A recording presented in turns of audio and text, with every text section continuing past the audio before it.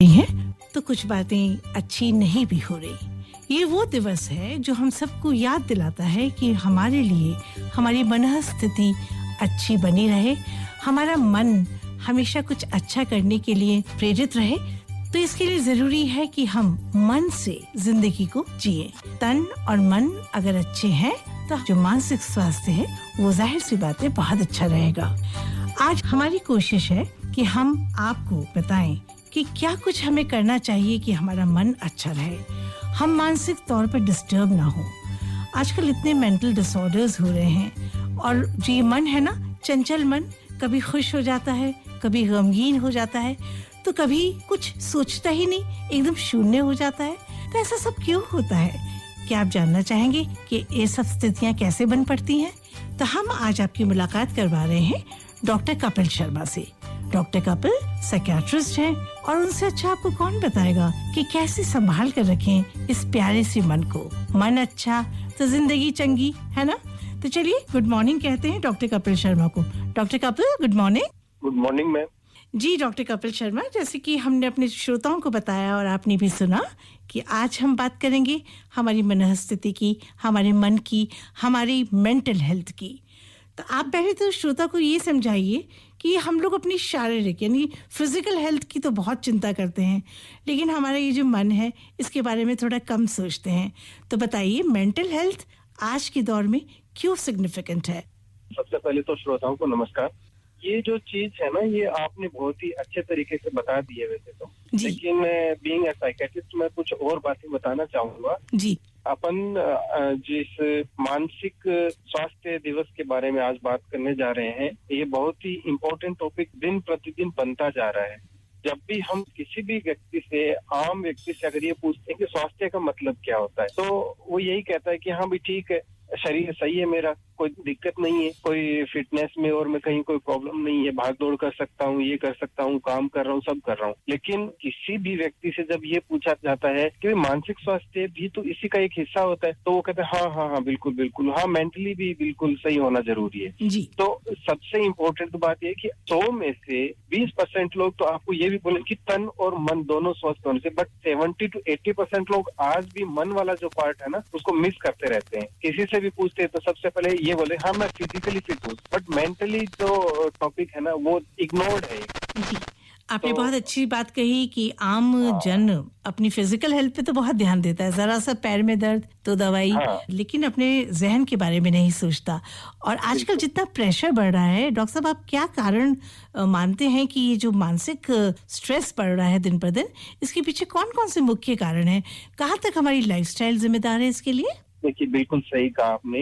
अगर यही चीज आज से 1, 2 या 3 जनरेशन पहले की पीढ़ियों से अगर अपन बात करें तो उनको मेंटल प्रॉब्लम्स ठीक है थी, बट आज जो लेवल है मेंटल स्ट्रेस का, लोगों के अंदर मानसिक प्रॉब्लम्स को लेकर के समस्याएं जो बढ़ती जा रही हैं वो बहुत अलार्मिंग है। हम सबके लिए बहुत चेतावनी वाली चीजें हैं कि अगर अपन ने इस चीज को अभी ठीक नहीं किया तो आने वाली 1-2 जनरेशन तो ये समझ लीजिए कि और ज्यादा गंभीर स्थिति के अंदर पहुंच जाएगी। इसका कोई एक कारण नहीं है, इसके बहुत सारे कारण हैं। सबसे इम्पोर्टेंट तो है कि जैसे ही छोटा बच्चा अगर अपन देखते हैं तो उसके ऊपर एक तो एजुकेशन का बर्डन बहुत कम एज में शुरू हो जाता है, बच्चे से ज्यादा बच्चे के बैग का वेट होता है। दूसरा, पेरेंट्स की जो एक्सपेक्टेशंस हैं वो बहुत हाई रहती हैं, मार्क्स को बहुत ज्यादा वैल्यू दी जाती है, इंटेलिजेंस को बहुत ज्यादा वैल्यू दी जाती है, रादर देन कि उसकी दूसरी कोई स्ट्रेंथ है कि नहीं है बच्चे की, उनको एक्सप्लोर कम किया जाता है। तीसरा है, जैसे समाज है वो धीरे धीरे छोटा होता जा रहा है, मतलब फैमिली छोटी होती जा रही है, सिकुड़ती जा रही है। जो पहले एक जॉइंट फैमिली हुआ करती थी जिसके अंदर फैमिली के अंदर पेरेंट्स के अलावा दादा दादी चाचा बुआ ये जो रिश्ते हुआ करते थे, एक दूसरे का सपोर्ट कंटिन्यू मिलता था हमें जी, उस सपोर्ट में बहुत भारी गिरावट आती जा रही है जी। स्पेशली अगर बड़ी सिटीज की अगर बात करूं तो बड़ी सिटीज के अंदर पॉल्यूशन, स्पेशली जो नॉइज पॉल्यूशन है वो इग्नोर्ड है, वो अनअटेंडेड है, उसके ऊपर ध्यान ही नहीं दिया जा रहा है कि एक्चुअली हम कितने बड़े पॉल्यूशन वाले एरिया के अंदर रह रहे हैं। स्पेशली अगर आप मेन रोड वाली साइड पे रह रहे हैं, रोड वाली साइड में रह रहे हैं, ठीक है, रेजिडेंशियल एरिया में तो फिर भी नॉइज पोल्यूशन कम होता है, बट रोड की ओर में फैक्ट्रीज जहाँ पे ज्यादा रहती हैं वहाँ पे नॉइज पोल्यूशन और एयर पोल्यूशन इनका एक बहुत बड़ा इफेक्ट होता है। लगातार तेज आवाज के बीच में रहना और गैजेट्स का भी एक बहुत बड़ा इंपॉर्टेंट फैक्टर बनता जा रहा है। आपके हाथ में हर टाइम एंड्रॉयड फोन है, टीवी है, लैपटॉप है, टैबलेट है, इन चीजों का लगातार यूज बढ़ता जा रहा है। तो कोई एक फैक्टर नहीं है, बल्कि बहुत सारे फैक्टर्स हैं जो इग्नोर्ड हैं और जिन्हें हम अटेंड ही नहीं करते कि ये हमारी मेंटल हेल्थ पे क्या इफेक्ट डाल रहे हैं, इसके बारे में हम सोचते तक नहीं। जी, आपने बहुत अच्छी बात कही कि किस तरह से हमारी लाइफस्टाइल और पर्टिकुलरली न्यूक्लियर फैमिलीज और ये बढ़ता साउंड पोल्यूशन, सही बात है, कभी कभी जी चाहता है डॉक्टर साहब कि किसी कोने में बैठ जाएं, सुकून के 2 पल जी लें, लेकिन आजकल वो सुकून के 2 पल भी नहीं मिल पाते। अच्छा, ये बताइए कि जो ह्यूमन मैनेजमेंट है, हमारी खुद की अपनी पर्सनैलिटी है, उसमें हम क्या बदलाव करें? जैसे बहुत से लोग खामोश तबीयत के होते हैं, बहुत से लोग बोलकर अपना मन हल्का कर लेते हैं। आप क्या एडवाइस देना चाहेंगे एज अ साइकियाट्रिस्ट कि हम लोग अपनी खुद का मेंटल मैनेजमेंट किस तरह से करें? बहुत से लोग बहुत जल्दी दिल से कोई बात लगा लेते हैं, तो ये सब बातें हैं, इनके बारे में आप क्या कहेंगे? देखिए, मैं आपको एक बात बताऊं जी, कि हमें सबसे पहले तो हमारे अपने जो थॉट्स हैं उनके प्रति हमें सजग होना पड़ेगा जी, क्योंकि थॉट ही सबसे बड़ी पावर है। कोई भी चीज एक्शन में कब आती है? जब उसके पीछे कोई न कोई थॉट होती है। जी, थॉट जनरेट करेगी इमोशन यानी भावनाएं, और भावनाएं आपके व्यक्तित्व और आपके व्यवहार दोनों को ही अफेक्ट करती है। अगर हमें पता है कि मेरी थॉट कैसी है, मेरे विचार कैसे हैं, सबसे पहले हम अपने विचारों के प्रति सजग हों। इसलिए जो अपने ध्यान और ये जो माइंडफुलनेस की प्रैक्टिस है, इनमें लगातार ये किया जाता है कि आप अपने थॉट्स के बारे में सजग हो। थॉट आपकी अच्छी होनी जरूरी है। अच्छी का मतलब होता है कि आपकी जो थॉट्स के जो, जिसको अपन आम भाषा में कहते हैं कि पॉजिटिव सोचो, पॉजिटिव सोचो। ठीक है, पॉजिटिव सोचने का मतलब ये नहीं है कि आप बस बैठ गए किसी कोने में और लगातार पॉजिटिव सोचे जा रहे हैं, ऐसा नहीं होता है। ये चीज आपको डे टू डे लाइफ के अंदर ये चीजें आपको एसिमुलेट करनी पड़ेगी। हर सेकंड, हर पल आपको ये पता होना चाहिए कि मैं क्या सोच रहा हूँ। आपको अपने प्रति सजगता होनी बहुत जरूरी है, तभी आप दूसरे का अच्छा कर सकते हैं। सोसाइटी का अच्छा तभी कर सकते हैं जब आप अपने बारे में सजग है। मैं कैसे बोल रहा हूँ, मैं लगातार कैसे सोच रहा हूँ। तो इसमें जैसे अलग अलग भावनाएं आती है। एक पॉजिटिव इमोशंस होते हैं जो हमें धीरे धीरे डेवलप करने पड़ते हैं समय के साथ में। पर्सनैलिटी, कुछ लोग ये मानते हैं कि जैसे व्यक्तित्व है तो फिक्स होता है हर व्यक्ति का, लेकिन ऐसा नहीं होता है। पर्सनैलिटी डेवलपमेंट किया जा सकता है। लगातार अपने भावनाओं के प्रति सजग रह करके हम अपनी पर्सनैलिटी को डेवलप कर सकते हैं। पॉजिटिव इमोशंस में जैसे अफेक्शन है, प्रेम है, जॉयफुलनेस है, होप है, अफेक्शन है, इंस्पिरेशन है, मोटिवेशन है, कंटेंटमेंट जिसको कहते हैं आत्मसंतुष्टि होना। इसी तरह के और भी बहुत सारे इमोशंस हैं। जो एक हैट्रेड है जो कि नेगेटिव इमोशंस है, उसका पॉजिटिव होता है अफेक्शन है। तो हमें अपने इमोशंस को रिप्लेस करना सीखना पड़ेगा। हम किसी के प्रति किस तरह के इमोशंस ला रहे हैं, वो इमोशन किसी दूसरे व्यक्ति को तो बाद में अफेक्ट करेगा, वो इमोशन सबसे पहले हमें खुद को अफेक्ट करेगा। हमारी पीस ऑफ माइंड है, जो मन की शांति है, उसको सबसे पहले हमें ही अफेक्ट कर रहा है जी। तो इसके प्रति हमें सजग होना पड़ेगा कि मेरी अपनी भावनाएं कैसी है, क्या मैं लगातार पॉजिटिव सोच रहा हूँ। एक जैसे फॉरगिवनेस होता है, जैसे किसी को कहते हैं ना कि क्षमा कर देना जी, तो क्षमा करना भी अपने आप में एक बहुत बड़ा पॉजिटिव लक्षण होता है। इससे मन का वजन हल्का हो जाता है मन जी। तो ये सारी चीजें हैं जो हमें अपने दिन प्रतिदिन की जो रूटीन है उसमें शामिल करना पड़ेगा। एक है कंपैशन, यानी दूसरे के प्रति भी हम करुणा की भावना, जानवरों के प्रति दया की भावना, काइंडनेस जिसको कहते हैं अपन, अपनी नेचर के प्रति भी हमें सजग होना चाहिए कि मैं आसपास में जो प्लांट्स हैं, पेड़ पौधे हैं, जो एनिमल्स हैं, जो मेरे घर के बाहर एक डॉग बैठता है, जो मेरे घर के अंदर एक एनिमल आता है, कोई चिड़िया आती है, तो मैं उसको क्या दाने डाल रहा हूँ कि नहीं डाल रहा हूँ। मेरे घर के अंदर जो पेड़ है उस पर कोई गिलहरी चढ़ रही है, तो क्या मैं उसके लिए पानी का वो लगा रहा हूँ कि नहीं लगा रहा हूँ। ये छोटी छोटी चीजें हैं जो आपको ना नेगेटिविटी से पॉजिटिविटी की तरफ लेकर जाएंगी जी। तो इसके लिए आपको सहानुभूति भी जिसको कहते हैं ना, तो एम्पैथी या सिंपैथी जिसको कहते हैं कि कोई व्यक्ति परेशानी में और हम उसकी परेशानी के प्रति कैसे रिएक्शन दे रहे हैं। हमें हंसी आ रही है या फिर हम उसके प्रति दया की भावना कर रहे हैं। हम उससे जाके पूछ रहे हैं कि भाई तुम्हें कितनी समस्या है, क्या मैं इसमें तुम्हारी कोई हेल्प कर सकता हूँ कि नहीं कर सकता हूँ। ये छोटी छोटी चीजें हैं जो हमें मेंटल स्ट्रेस को कम करें, ठीक है, और हमें नेगेटिविटी से पॉजिटिविटी की तरफ लेके जाएंगे। नेगेटिव से पॉजिटिव पॉजिटिव जाना कोई एक इवेंट नहीं, कोई एक घटना नहीं, ये एक प्रोसेस है और ये हमें हर रोज, हर दिन, हर क्षण हमें करते रहना पड़ेगा। डॉक्टर साहब, आप बहुत अच्छे से समझा रहे हैं और हमारे श्रोता भी आपकी बातों को समझ रहे हैं, लेकिन ये क्यों इतना मुश्किल है? क्यों हमारे अंदर द्वेष, ईर्ष्या, दूसरे को डाउन करने की प्रवृत्ति, ये क्यों नहीं हम इससे बच पाते? सैडिस्ट, कुछ लोग दूसरों का सुख भी नहीं देख पाते, ना खुद सुखी रह पाते, ना दूसरों को सुखी देख पाते। तो ये इतना आसानी से जाता नहीं है डॉक्टर साहब। हम कोशिश भी करते हैं कि हम में ऐसी फीलिंग्स ना आए, तो क्या उपाय किया जाए? आप बहुत अच्छी बात कह रहे हैं, चिड़िया को चुग्गा खिलाएं, कंपैशनेट रहें। आपने सुंदर सुंदर उदाहरण दिए हैं जो हमारे मन को खुश रख सकते हैं। हम किसी को उपहार देके खुश कर सकते हैं, किसी से दो बातें दिल की, किसी की परेशानी शेयर कर सकते हैं, उसकी बात सुन सकते हैं, क्योंकि आजकल तो सुनने का भी वक्त नहीं है। किसी के गम, कोई अपनी गम का पिटारा लेकर हमारे पास आता तो हमें लगता है उफ, अब ये फिर हमको बोर करेगा, हम उसको सुनने का समय भी नहीं देते।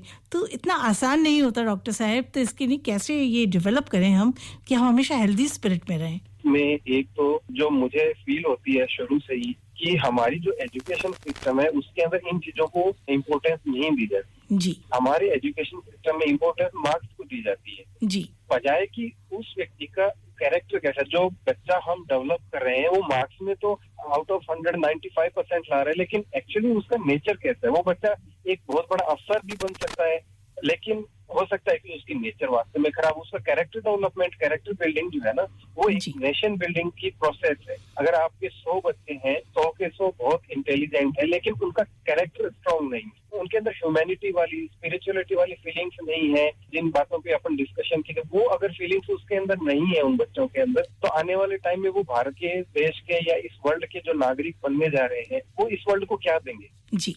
तो ये बड़ी इंपॉर्टेंट पार्ट होता है कि इसके लिए पेरेंट्स और साथ साथ में जो स्कूल के जो टीचर हैं, जो हमारी एजुकेशन पॉलिसी है, उनको भी इन चीजों को शामिल करना पड़ेगा। आज करें तो बहुत अच्छी बात है, नहीं तो आज से 10 साल, 15 साल, 20 साल बाद में हमें एक स्पेशल सब्जेक्ट के ऊपर एजुकेशन देनी चाहिए और वो फर्स्ट से ही होनी चाहिए। फर्स्ट से 12th तक लगातार हमें कैरेक्टर बिल्डिंग का एक अलग से सब्जेक्ट शुरू कर देना चाहिए हमारे अपने बच्चों के लिए। वो बड़ा एक इम्पोर्टेंट पार्ट बनता है कि हम अपने आने वाली पीढ़ियों को किस तरह की सिटीजन देने वाले हैं। आज के बच्चे कल के सिटीजन होने वाले हैं, तो आज जो इन्वेस्टमेंट करेंगे वो कल हमें मिलेगा उसके अंदर। सोशल मीडिया है, इन सब चीजों के अंदर भी बड़ा इंपॉर्टेंट रोल बनता जा रहा है कि इनके ऊपर कंटेंट क्या आ रहा है। ये एक इम्पोर्टेंट चीज है। यूट्यूब पे क्या कंटेंट आ रहा है, फेसबुक पे क्या कंटेंट आ रहा है, ट्विटर पे क्या कंटेंट आ रहा है, मेन स्ट्रीम मीडिया उसके अंदर क्या कंटेंट आ रहा है, हेट्रेड की भावना कितनी है, कंपैशन के ऊपर क्या कोई टॉपिक अलग से बन रहा है, या कोई अलग से कोई सीरीज या कोई वेब सीरीज या कोई सीरियल, इस टाइप के डेवलपमेंट हो रही है कि नहीं, तो उनके ऊपर हमें काम करने की काफी जरूरत है। जी, बहुत अच्छे आपने समझाया इस प्रॉब्लम को। एक बात और बताइए कि आजकल जब भी इंसान किसी परेशानी में गुजरता है और वो डिप्रेशन में चला जाता है, और अगर वो साइकियाट्रिस्ट के पास जा रहा है, तो जो आम समाज है वो ऐसा सोचता है कि ये तो पागल हो गया। एक सोशल स्टिग्मा माना जाता है मेंटल इलनेस को, जबकि स्थितियां कुछ ऐसी उत्पन्न हो जाती हैं कि वो पागल नहीं है, बस उसका डिप्रेशन में जाने के कुछ कॉजेज हैं जिनको आप जैसे डॉक्टर्स हील कर सकते हैं। तो ये जो सोशल स्टिग्मा है, और बहुत सी बार हम इस डर से कि अगर हम साइकियाट्रिस्ट के पास जाएंगे तो कहीं लोग ऐसा ना सोच लें, हम उस बात को छिपाते हैं। तो आपको लगता है ये गलत है, ऐसा नहीं करना चाहिए? बिल्कुल, ये बहुत बहुत बहुत इम्पोर्टेंट चीज है कि जब कोई व्यक्ति का सपोज बॉडी का कोई पार्ट खराब हो रहा है, हार्ट में प्रॉब्लम है, वो इजीली हार्ट वाले डॉक्टर के पास में जाएगा, किडनी में प्रॉब्लम है, किडनी वाले के पास जाएगा, पेट में प्रॉब्लम है, पेट वाले के पास जाएगा, आंख में प्रॉब्लम, आंख वाले के पास जाएगा। कहीं कोई स्टिग्मा वाली बात ही नहीं है, ठीक है। लेकिन यही कोई व्यक्ति अगर अपनी सोसाइटी का नियर एंड डियर अगर डिप्रेस्ड है, एंजाइटी से जूझ रहा है, पैनिक डिसऑर्डर है, किसी को बाइपोलर है, किसी को कुछ इस तरह की समस्याएं अगर कोई व्यक्ति जूझ रहा है, तो हम बजाय कि कंपैशनेट होने के, हम या तो उसकी बातों को बहुत लाइटली ले लेते हैं, या फिर बहुत सारे ऐसे लोग भी हैं जो उसको पागल कह के चिढ़ाने लग जाते हैं, या बड़ी विचित्र स्थितियां और अलग अलग तरीके से प्रेजेंट करते हैं लोग। तो लोगों को समझ ही नहीं आता है कि मैं किसी डॉक्टर की या किसी स्पेशलिस्ट की हेल्प लूं भी या नहीं। कई बार हमारे पास में पेशेंट्स आते हैं तो फोन पे बात कर रहे होते हैं तो इतना धीरे बोलते हैं, मैं बोलता हूँ कि थोड़ा जोर से बोलिए, तो वो कहते हैं सर कोई मेरी बात सुन लेगा। या फिर वो क्लिनिक में दिखवाने आते हैं तो फिर कहते हैं कि सर प्लीज हमारे घर वालों को ये मत बताना, चाहे घर वाले बाहर खड़े हो। तो ये ऐसी चीज है जो हम छुपाते हैं जानबूझ के, जबकि ये छुपाने की चीज नहीं है। बॉडी का कोई भी पार्ट जो हमें ईश्वर ने दिया है, जो नेचर ने हमारे अंदर डेवलप किया है, वो खराब हो सकता है। वो चाहे हाथ हो, चाहे हार्ट हो, चाहे किडनी हो, चाहे हमारा ब्रेन हो। सबसे सोफिस्टिकेटेड ब्रेन अगर आज किसी के पास में तो ह्यूमन है, हम है, वो इंसान के पास में। तो इंसान का ब्रेन है वो भी तो बीमार हो सकता है ना। जी बिल्कुल। जब हम यही चीज उनको समझाते हैं कि आपका दिमाग खराब नहीं हो सकता, इससे सिर्फ एक स्थिति हो सकती है और वो है कि आपके पास वो दिमाग है ही नहीं। अगर मैं बोलूं कि आपकी सींग खराब हो गया या पूंछ खराब होगी तो आप क्या बोले, आप हंसोगे, बोले नहीं सर मेरे पास तो है ही नहीं, तो खराब कहाँ से? तो एग्जैक्टली वही चीज ये है जो ऑर्गन सिस्टम आपको दिया है भगवान ने, तो क्या उसमें खराबी नहीं आ सकती? जी लेकिन आ सकती है उसके अंदर। वो मेडिकल साइकोलॉजिकल हेल्प की उसको टाइम की जरूरत हो सकती है। तो इसमें शर्माने वाला, छुपाने वाला, ऐसा कुछ भी स्टिग्मा फील करने वाली कोई चीज नहीं है, बल्कि आज तो सोसाइटी में दिन प्रतिदिन इसके प्रति जागरूकता बढ़ाने की जरूरत है हमें। डॉक्टर कपिल शर्मा, आपने अपनी तमाम जवाबों में जो हमने आपके सामने प्रश्न रखे बहुत अच्छे से आपने समझा दिया श्रोताओं को, और मुझे लगता है ज्यादा मैं इसमें ऐड नहीं करना चाहूंगी। बस इतना जरूर कहना चाहूंगी कि आपकी बात सब मानते हैं, आप डॉक्टर्स की, तो आप हमारे आमेर इन्फोटेनिया के माध्यम से, ऑल इंडिया रेडियो 101.2 के माध्यम से श्रोताओं को क्या कहना चाहेंगे? कौन सी खुशी के फॉर्मूले बताना चाहेंगे? फॉर्मूला खुशी का कोई एक सिंगल फॉर्मूला नहीं है। क्यों? क्योंकि हर व्यक्ति की लाइफ डिफरेंट होती है, ठीक है। उसकी अपनी परिस्थितियां होती हैं, उसकी अपनी कुछ मजबूरियां होती हैं, ये सब हमें सब पता है, सबका इकोनॉमिक स्टेटस अलग होता है। लेकिन आपको एक इम्पोर्टेंट याद रखने वाली ये है कि हम अपने मन को अपनी बॉडी का एक हिस्सा मानकर रखें। वो कभी भी बीमार हो सकता है, उसे कभी भी जरूरत पड़ सकती है हेल्प की, उसमें कभी लेट ना करें। क्यों? क्योंकि आपका मन ही है जो आपकी पूरी लाइफ को कंट्रोल करता है। तो खुश रहने के लिए सबसे पहले है कि आप अपने मन को लगातार टटोलते रहें। मैंने जो आपको जो चीजें बताई थी ना कि क्या मेरी थॉट्स सही हैं, क्या मेरे इमोशंस सही हैं, सबसे पहले अपन जो क्वेश्चन मार्क दूसरों पे लगाते हैं वही क्वेश्चन मार्क अगर हम अपने ऊपर लगाने लग जाए कि क्या मेरे इमोशंस से कोई हर्ट हो रहा है, क्या मेरी थॉट्स से कोई हर्ट हो रहा है, तो हम कभी दूसरे को दुखी नहीं करेंगे, और दूसरा दुखी नहीं होगा तो ऑब्वियस सी बात है कि हम खुद भी दुखी नहीं होंगे। Happiness, kind, joyfulness, inspiration, motivation, contentment, ये सारे फीलिंग्स हैं जो अपने अंदर हमें धीरे धीरे धीरे धीरे ऐड करनी पड़ेगी, जोड़नी पड़ेंगी। ये हमें कोई बाहर से देने वाला नहीं है, ये हमें डेवलप करना पड़ेगा। ये हमारी अपनी खुद की एक पर्सनैलिटी है जो मैंने बताई थी ना कि अपना व्यक्तित्व है, और वो व्यक्तित्व हमें खुद को अपना डेवलप करना पड़ेगा। जी डॉक्टर कपिल शर्मा, आपने बहुत अच्छे से समझा दिया कि किस तरह से छोटी छोटी चीजें अगर हम अपनी पर्सनालिटी में रेक्टिफाई कर लेंगे तो हम एक अच्छा मन रख पाएंगे, स्वस्थ मन रख पाएंगे। और आज विश्व मानसिक स्वास्थ्य दिवस पर डॉक्टर कपिल शर्मा आपने इतनी अच्छी जानकारी दी, आपको तो देते हैं हम तहे दिल से शुक्रिया। और साथ में हम ये भी जोड़ना चाहेंगे कि म्यूजिक थेरेपी भी बहुत वर्क करती है, और ऑल इंडिया रेडियो अच्छे अच्छे गाने सुना के श्रोताओं को बहुत मनोरंजन देता है और उनके मन को स्वस्थ रखता है। तो आज डॉक्टर साहब आप इजाजत दें तो मन का रेडियो बजने दें जरा। बिल्कुल।